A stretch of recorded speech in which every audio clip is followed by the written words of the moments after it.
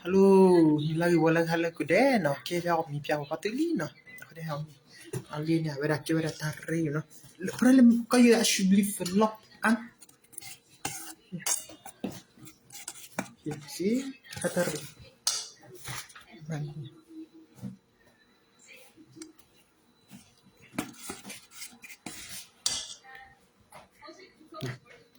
Kami Korea no tarri chokol ma ha ya on mo.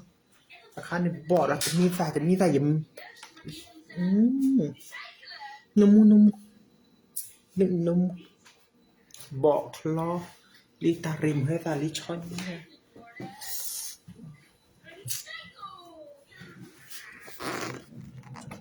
ayo na ba ba ba ayo je pinale n'importe quoi mais ami semak lang dah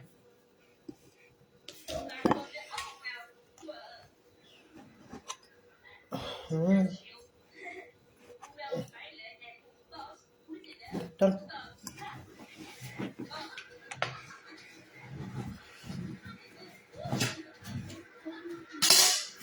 Còn mình là uli à? Mà mình uli nữa. Papa, was ist die Cola? Hả? Was ist die Cola? Biết. Die Cola. Là mà mình uli là bên đây còn mình á. Điều chính là cola thì mình là cola phải không? Wo ist hin?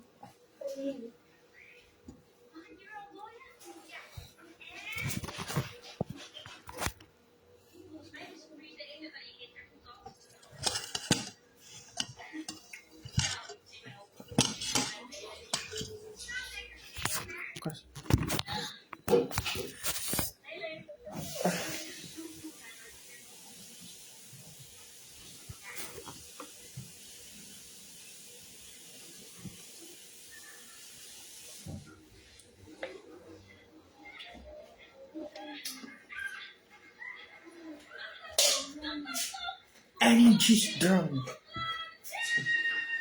Tao đã uống nhiều đấy còn nổ mà là. Ja.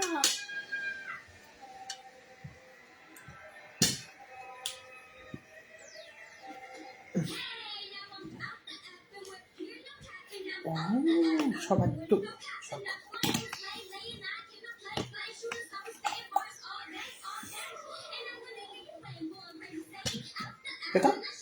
Lecker? Aber ist noch rosa. Nee, wo Zuhur ist Zuhur. Ist khamba.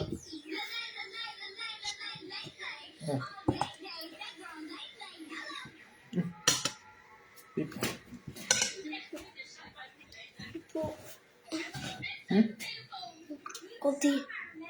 Không thay. Inja. Siapa Inja?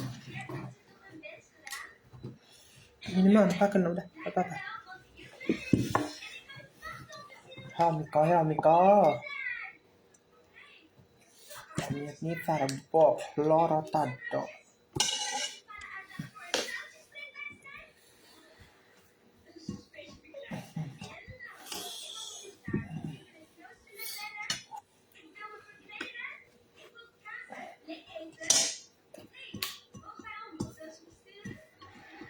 Tiền ní là ai mà chỉ mà tí thì không biết. Hello Edomu, hello.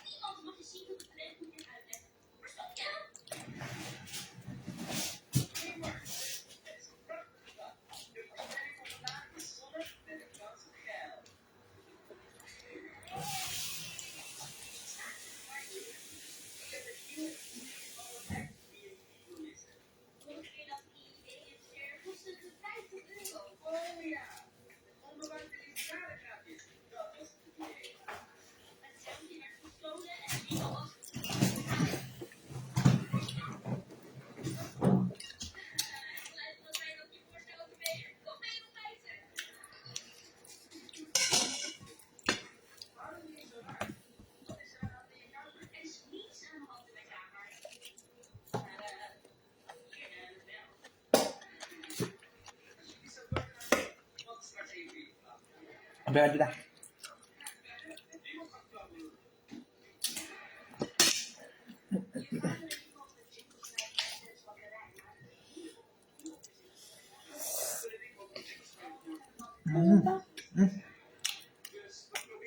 อ่ะ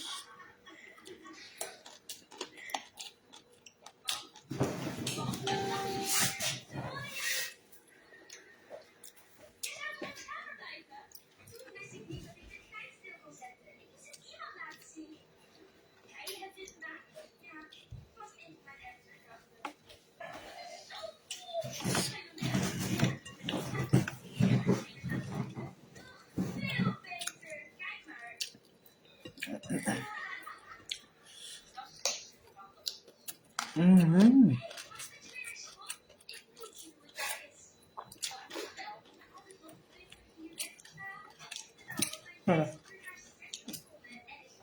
แล้วคือไอ้บุญแล้วล่ะ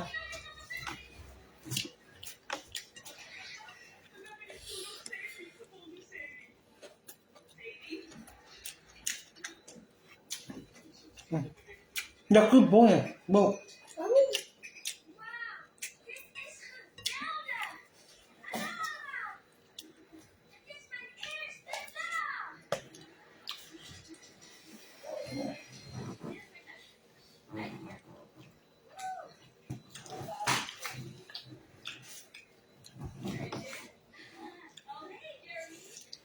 Als jij van beauty houdt, ik heb net echt de beste online beauty shop gevonden met een superbreed aanbod van populair. ผมสัญญาอะไรไว้กับพ่อผมทำได้อยู่แล้วแต่พ่ออย่าลืมสัญญาที่มีไว้กับผมแล้วกันสัญญาอะไรนี่แกอย่ามาทำเป็นฉลาดใจไปหน่อยเลยนะแกท่องเอาไว้ได้เลยนะว่าถ้าแกแต่งงานกับสมุดไม่ได้เราก็ไม่มีเงินไปใช้หนี้และบ้านนี้ก็จะถูกฟ้องล้มละลายในเร็ววันนี้เข้าใจไหม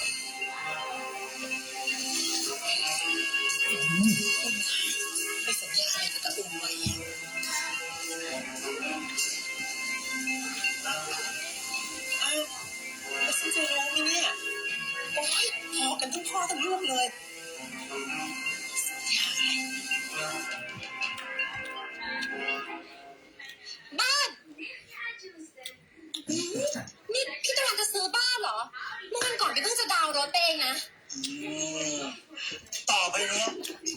เมียจะต้องเรียกฉันว่าเสี่ยวัน เรากำลังจะรวยแล้วนะจ๊ะซอล่าจะมาอยู่บ้านซอมซ่ออย่างนี้ได้ยังไงแต่ว่ามันต้องใช้เงินเยอะนะพี่แล้วมันจะให้เราสูบมันตลอดทั้งชีวิตได้หรอแต่เราเนี่ยนะจำความลับมันอยู่อีกหน่อยคุณหญิงก็ต้องยกโรงงานให้มันก็ต้องกลัวคนรู้ความลับแล้วมันก็ต้องส่งเงินมาให้เราเยอะแล้วพี่ว่าฉันคงไม่ต้องพูดต่อแล้วนะซาร่าคิดถึงอย่างเดียวคิดถึงบ้านหลังโตมีสระว่ายน้ำมีห้องฟิตเนสส่วนตัวเอาไว้ให้แสงล่าฟิตแค่ฉันก็มีความสุขแล้วดิสวัสดีค่ะซาร่าขอดูหน่อยได้ไหมครับว้าวซาร่าเซ็ตขนาดไหนจะได้รู้ว่าเราควรจะต้องทำห้องฟิตเนสใหญ่ขนาดไหนพี่ตะวันละป้าไป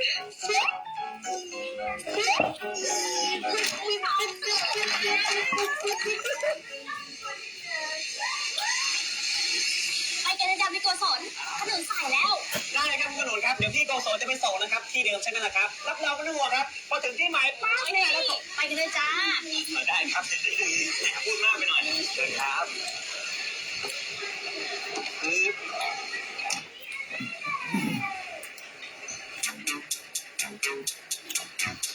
เราจะไม่ต้องทำแบบนี้เลยหรือลูกครับ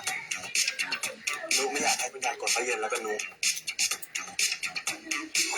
ความจริงสักที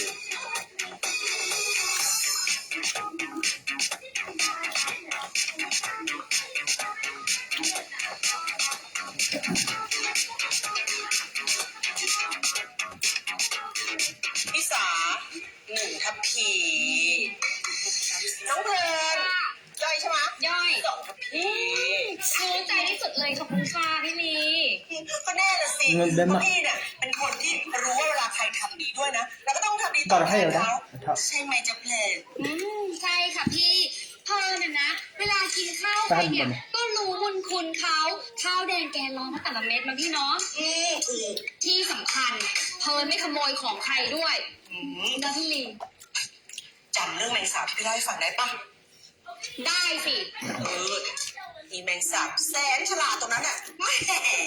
อยากจะเจอในโคเหลือเกินถ้าเจอเมื่อไหร่นะมันจะกระทืบพี่ขี้แตกเลยอ๋อเดี๋ยวฉันตักข้าวให้กุหลาบจานมา2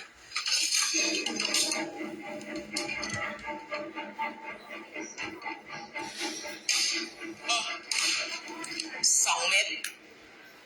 พอปะถ้าไม่พอนะก็ไปเอาตังค์ที่ขโมยของของผู้หญิงไปมาซื้อข้าวกินมันจะได้อิ่มไม่จบใช่ไหมเอาปะล่ะเอาละพี่จะไปไหนครับพี่ลิเอาละ 할게 하는 거예요 야 그릇이 없는 거다 하면 거야 래 มาเลยรู้ใช่ไหมว่าคนนี้ก็ไม่ชอบให้มีเรื่องแบบนี้อะ 응 얼마 กุหลาบเดี๋ยวไปทำความสะอาดศาลาริมน้ำหนุน 뜬미나 치마치 씨버 베끼 빠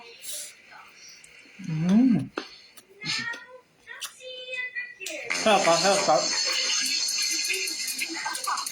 ภาษาเดี๋ยวจานชามฉันกลับมาล้างนะเดี๋ยวไปเอาเรื่องถามเธอก็ได้ไม่ต้องเดี๋ยวกลับมาเอง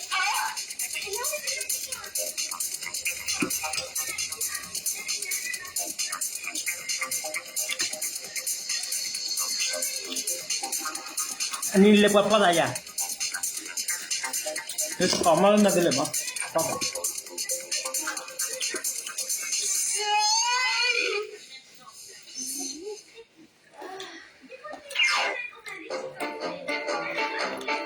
นี่มัน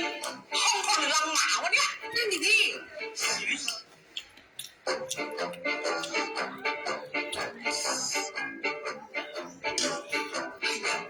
แสดงว่าวันนั้นอะที่มาค้นห้องมันอะไปสร้างภาพว่ะ ท่านดิพี่เฮ้ย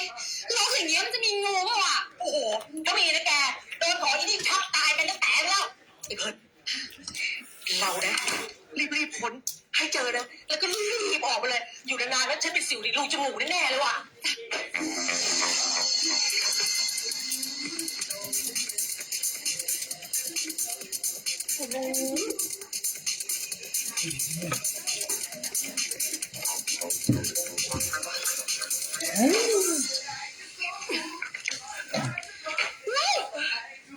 나도다 แบบนี้เลยพี่เลเฮ้ยจะไม่ใช่มันแล้วจะเป็นใครพี่เล ต้องเป็นมันแน่ๆไอ้เพิร์ดจริงๆฉันมั่นใจต้องเป็นมันนั่นแหละที่ขโมยเฮ้ยแต่ถ้ามันไม่ได้เอามาซ่อนไว้ในห้องนี้เอาไปไว้ที่ไหนวะนั่นดิ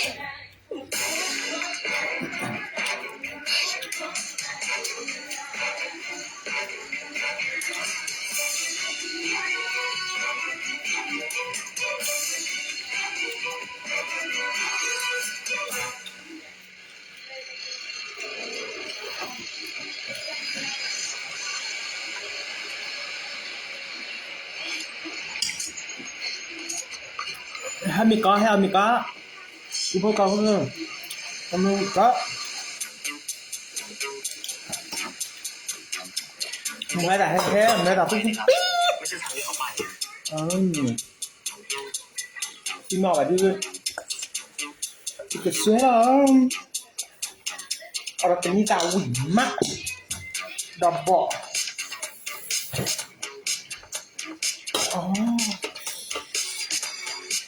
뭐야 나?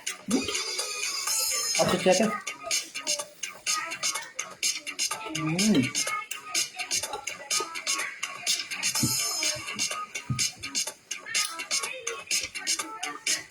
นี่คุณหนุ่มจะมาทำอะไรร้านอาหารหรูขนาดนี้ไม่รู้นะครับคุณยายปกติก็ไม่ใช่อาหารที่เขาชอบกินด้วยแบบนี้หรือว่าจะเป็นที่นัดปล่อยของกันก็ได้นะครับ อย่าเพิ่งไปปรับปรามน้องสิ ก็ได้ครับถ้างั้นเราลงไปดูกันดีกว่าครับว่าขนมมาทำอะไรที่นี่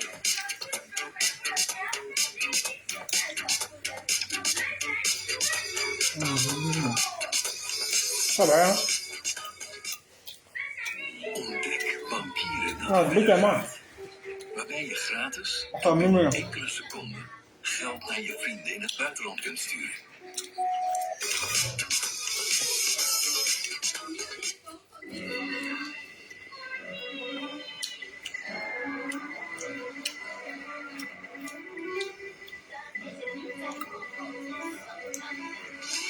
ขอโทษครับไม่ทราบว่าพอเห็นเด็กผู้หญิงก็ไม่เด็กแล้วนะครับคือผู้หญิงตัวเล็กๆครับตาหวานๆผมสั้นๆแล้วก็ใส่ชุดกระโปรงสีขาวลายดอกสีชมพูเข้ามาในร้านนี้เห็นไหมครับ ไม่เห็นนะครับแล้วไม่ทราบว่าจะสั่งอาหารเลยหรือเปล่าครับ เดี๋ยวผมขอดูเมนูก่อนแล้วกันครับ ได้ครับได้ครับเธอคนที่มาใหม่อ่ะไปรอรับออเดอร์ลูกค้าที่เพิ่งมาตรงนู้นด้วยนะ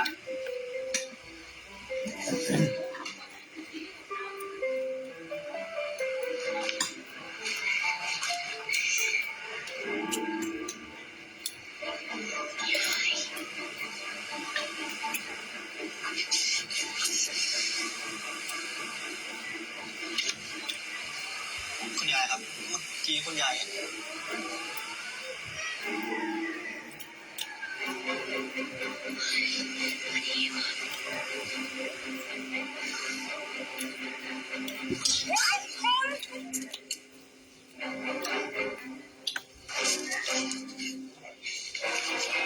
ณยายครับเดี๋ยวผมมานะครับ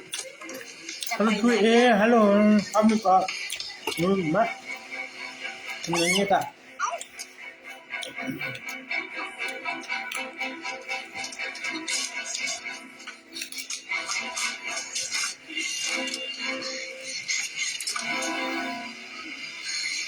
คุณยาย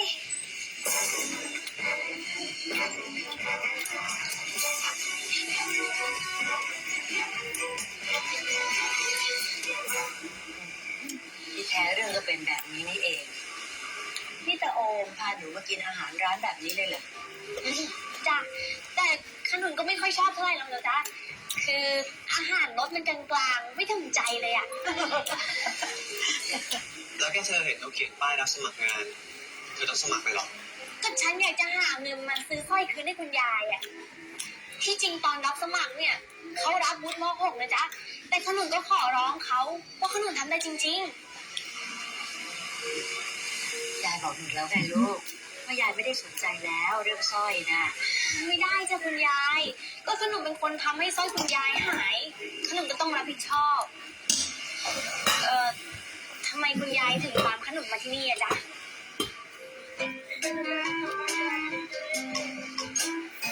แต่แค่เศร้าซะเราวิววิว มีคนเยอะพาคุณยายมาหาขนุนเพราะว่าขนุน ที่เราหน้าขบ้าที่เราว่าที่เบ๊ะ ถ้าช่วยไม่ได้นี่ จะชื่อเราเนี่ยวิ ทำตัวเรา ชอบชอบพุ่ง มีพิรุธ ตัวแต่เขาไม่มีอยู่ที่ให้มั้ง มีคนหาว่าฉันทำอะไร เอามีแล้วมันตากระตุ้นแหละกระตุ้นเราว่ามีเยอะเลย เรื่องเนี้ยลูกก็ผิดเพราะว่าเข้าใจน้องผิดทำไม ครับ ฉันเองก็ผิดที่ไม่ยอมบอกอย่าไปทำอะไรแบบนี้ จ้ะขอโทษจ้ะ เบ๊ะเบ๊ะเบ๊ะก็เอาเมียนี่ได้เลยกระตุ้นที่ต่อเราว่าเอาปากกาตาอ๋อเลยtao lấy cuộc chuyện nhảy mà tôiจะดูmà taoดูอะพี่ taoดูเนี่ยอะไรดูนี่di turita nih ibu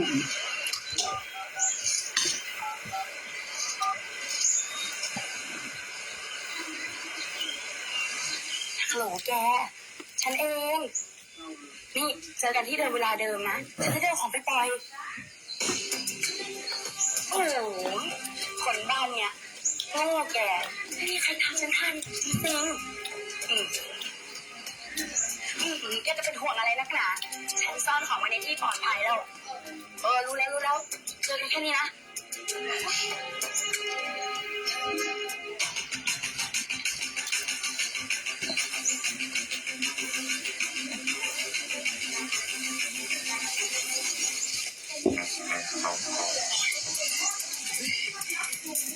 ดีจริงๆเลยที่มาได้ยินเขาพอดีมันดูชาติชัดๆเขานี่แหละอีกุหลาบเพียเสร็จของแม่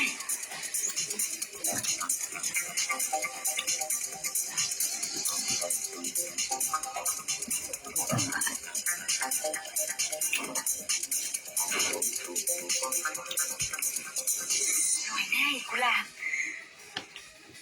ไอ้พวกโง่จับฉันไม่ได้หรอกทำไมจะจับไม่ได้อีขโมยอีกุหลาบน้อยจิกหัวอีเลยเหรอแต่ละหน้านี่มีรอดแล้วคิดว่าจะกลัวเหรอนี่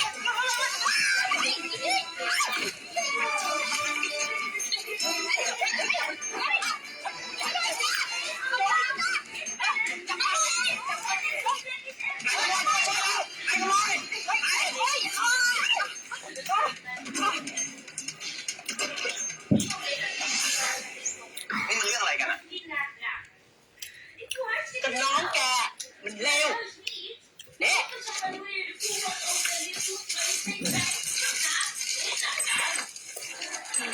ดูมันนี่มันขโมยสร้อยเอามาเนี่ยมันขโมยของผู้หญิงมาแล้วแต่มาซ่อนไว้ที่นี่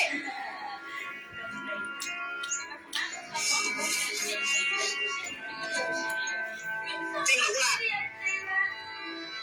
จริงยิ่งกว่าจริงฉันกับพี่ลีอะคอยจับตาดูมันจนจับได้คาหนังคาเขาแบบเนี้ย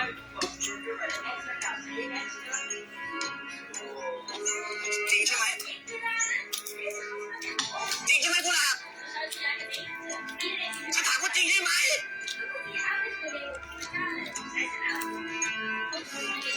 แกทำอย่างนี้ทำไมแกทำแบบนี้ทำไมแกทำแบบนี้ทำไมแกทำแบบนี้ทำไมทำแบบนี้ทำไมทำแบบนี้ทำไมทำแบบนี้ทำไม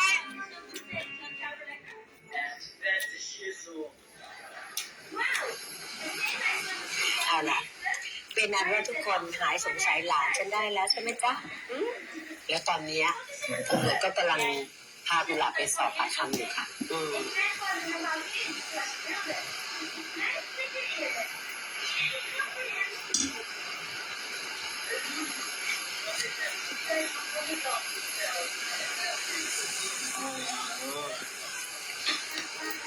เป็นความผิดของผมเองนะครับที่ผมเลี้ยงน้องไม่ดีทำให้มันเป็นหัวขโมยผมเป็นคนพามันมาทำงานที่นี่แท้ๆแต่มันกลับมาก่อเรื่องแบบนี้ผมขอโทษนะครับคุณหญิงผมไม่กล้าสู้หน้าคุณหญิงนั่นแหละครับผมขอลาออกครับก็สอนฉันไม่ให้เธอออกหรอกใครทำอะไรไว้ก็ต้องได้รับผลกรรมนั้นนะเธอไม่ต้องรู้สึกผิดในสิ่งที่เธอไม่ได้ทำสิฉันขอบใจได้ซ้ำไปที่พวกเธอเนี่ยทำงานอยู่กับฉันมาด้วยความซื่อสัตย์สุจริตมาโดยตลอดขอบใจจริงๆนะและนี่ก็ใกล้จะสิ้นเดือนแล้วด้วยถือโอกาสนี้ตบรางวัลให้เลยก็แล้วกันนะเพราะว่าทำงานกันมาอย่างซื่อสัตย์สุจริตมากๆขอบใจจริงๆนะ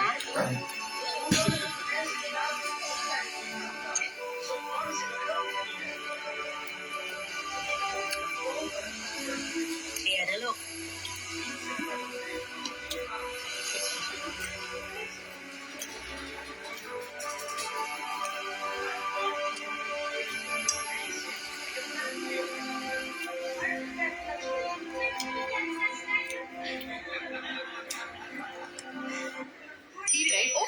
Vandaag laat ik je zien hoe het echt zit met die 0 euro actie van Temu. Kijk maar mee. Hier liggen stapelstemmels in het magazijn. Helemaal klaar om uitgedeeld te worden voor 0 euro. En ja, het zijn echte, volwaardige producten.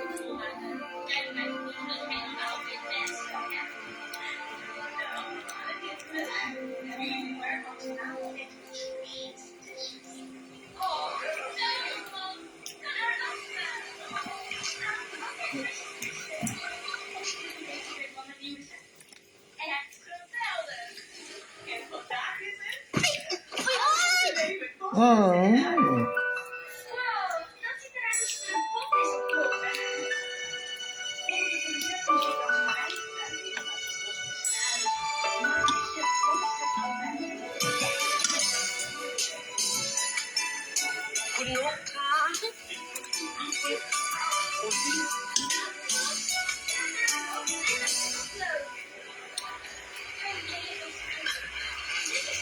คือเรียบร้อยแล้วนะคะอัมปูป้าหมายถึงขอโทษกันเรียบร้อยแล้วค่ะเรียบร้อยแล้วครับ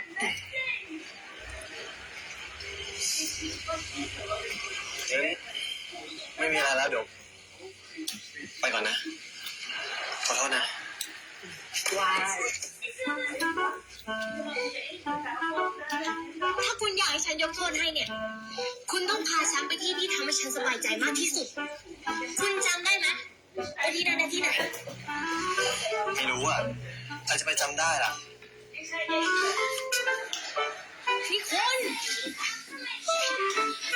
ฉันนึกไว้แล้วแหละว่าคุณจะต้องจำไม่ได้อะ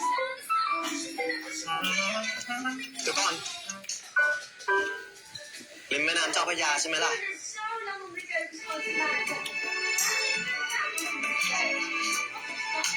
แต่ฉันไม่อยากไปแล้วล่ะ ขอบใจนะ แต่ว่าตรงนั้นน่ะมีร้านอาหารริมแม่น้ำหลายร้านเลยนะเดี๋ยวฉันเรียกเธอเอง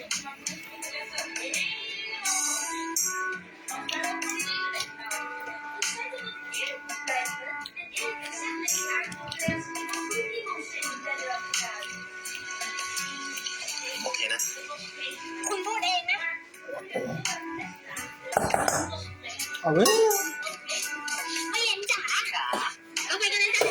เดี๋ยวเราไปชวนคุณยายแล้วก็ทุกคนในบ้านเนี่ยไปกันให้หมดเลย คุณรู้จ่าย ขอบคุณนะจ๊ะวันนี้จะไม่เย็นไปบอกพี่มาลีกัน ไป พี่มาลี Kaya, kita tukar putih. Sudah filter kau kali tahu mu. Kamu yang suwe, kau ada? Mana tu dulu dah. Bye.